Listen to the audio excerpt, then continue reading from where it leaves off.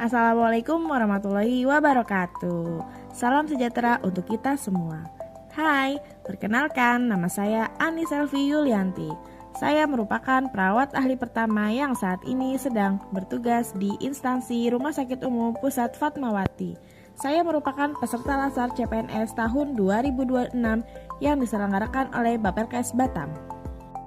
Pada kesempatan kali ini, saya akan sharing mengenai apa yang saya dapat pada agenda pembelajaran yang ketiga yang membahas mengenai peran ASN, manajemen ASN, smart ASN, serta smart governance. Yuk simak. Insight pertama yang saya peroleh dari pembelajaran ini mengenai peran utama ASN adalah ASN tidak hanya sebagai pegawai pemerintah, tapi memiliki 3 peran utama, yaitu sebagai pelaksana kebijakan publik. ASN dituntut untuk mengimplementasikan kebijakan pemerintah secara profesional, taat aturan, dan bertanggung jawab sesuai dengan tugas dan fungsi masing-masing. Yang kedua yaitu perannya sebagai pelayan publik, di mana ASN memberikan pelayanan yang prima, adil, dan berorientasi pada kebutuhan masyarakat tanpa diskriminasi. Yang ketiga yaitu berperan sebagai perekat dan pemersatu bangsa, dengan menjaga etika, netralitas, serta membangun komunikasi yang harmonis di tengah keberagaman masyarakat.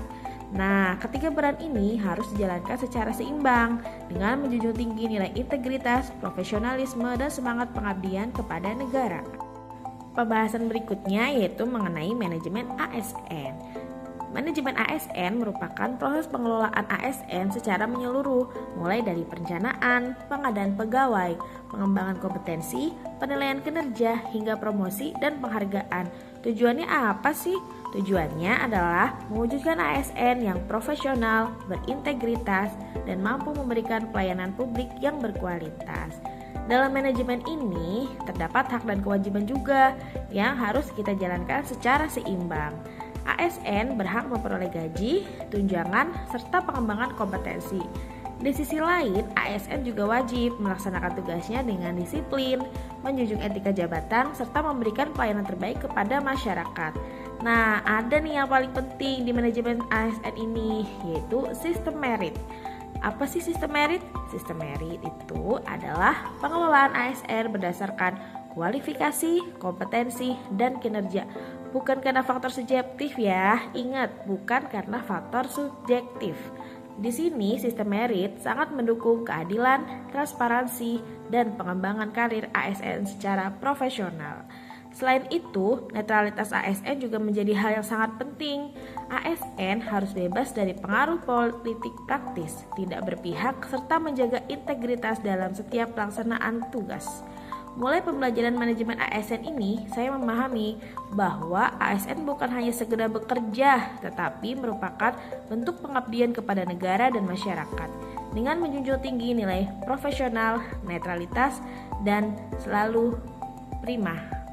Konsep Smart ASN menjadi insight berikutnya, di mana Smart ASN itu ada singkatannya loh. Yang pertama, S, skill. ASN harus memiliki kompetensi dan keahlian yang relevan dengan tugas dan jabatannya. M, minded. ASN dituntut memiliki pola pikir yang terbuka, berintegrasi, serta berorientasi pada pelayanan publik dan kepentingan nasional. A, adaptif. ASN harus mampu menyesuaikan diri dengan perubahan, baik regulasi, teknologi, maupun dinamika lingkungan kerja. R, responsif. ASN harus cepat dan tanggap dalam merespon kebutuhan masyarakat serta solutif yang tepat dan efektif. T yaitu tech savvy.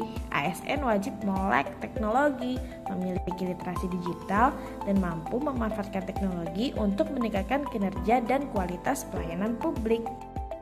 Ada 4 pilar yang paling utama dalam penguasaan teknologi, yaitu yang pertama, digital skill.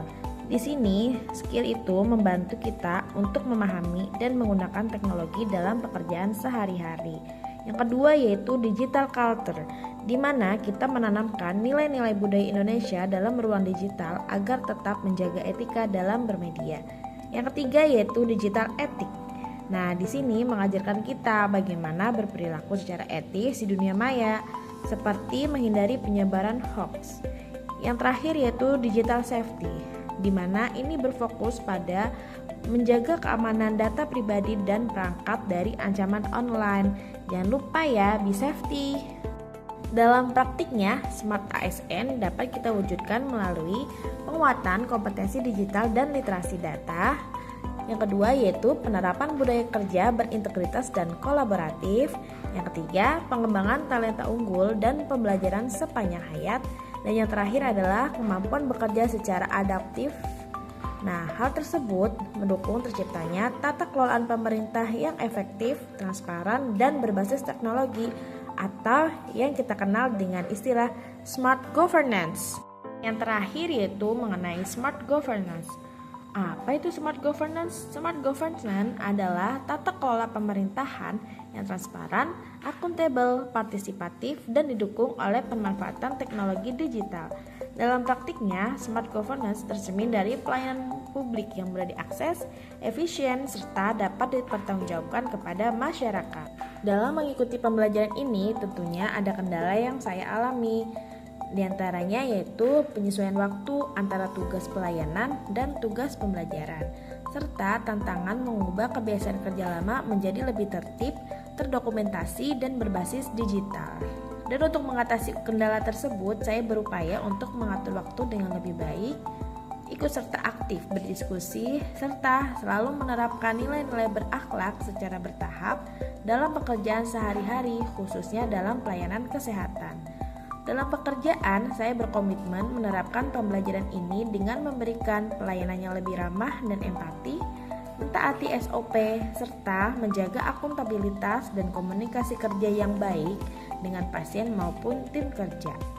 Harapan saya, nilai-nilai yang diperoleh dari agenda ini dapat saya terapkan secara konsisten sehingga saya mampu menjadi ASN yang berintegritas, profesional, dan memberikan pelayanan publik yang berkualitas. Saya kira cukup sekian dan terima kasih. Dadah!